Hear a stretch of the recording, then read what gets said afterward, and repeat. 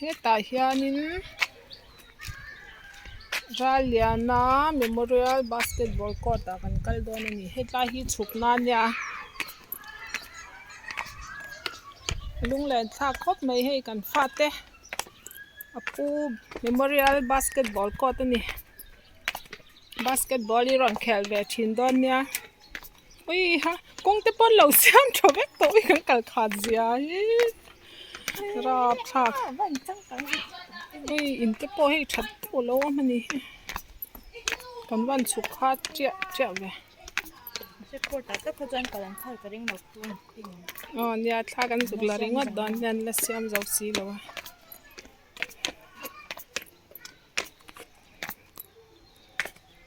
he ta hi kan chuk anga yan siam me ka khu nuam don lut tok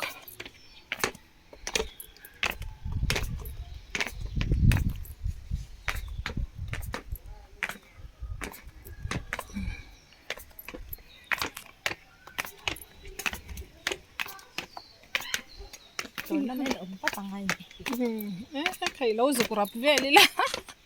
mi lo hawa ka an ma han ti tha to ve ui tol tok khai le to me so ta pia mi so puro kunga futsal ground ve thunga nia hei hi Raliana basketball Memorial Basketball Court ani in nal tol tok Raliana hi ka fa te pu nia kan papa ania an siam nal khop mai he local council hoin an en kola hi ha lunglen tha hle me he tila hi kan pa te ram vek thin ania ton mai an shala an shal ma hian he tila hi kanu te hian an pe ni local council a an pe tha khop mai nal le tok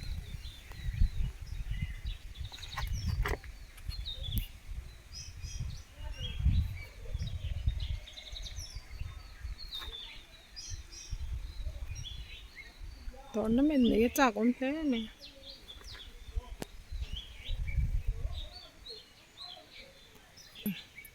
program man sa mi nga siya mang chawle to me nga hi ha nuam don le tok bol liam tur po so zia to don le tuk ringa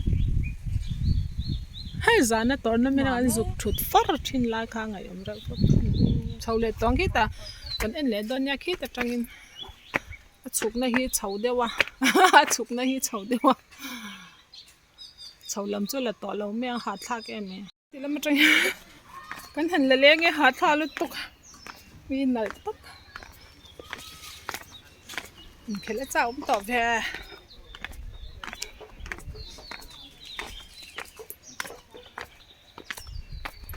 tho hiam meng heti lam hi puro kunga futsal ground ve thunga nia alang kim tur chuan chukanga ya chukan la phal box si lawa chuwang chuanin nakina zo huna tournament om huna te kan ron la vlog zel don ya nuam don lut tok hi ni me o thut na la siam lo nakina na siam ve le meng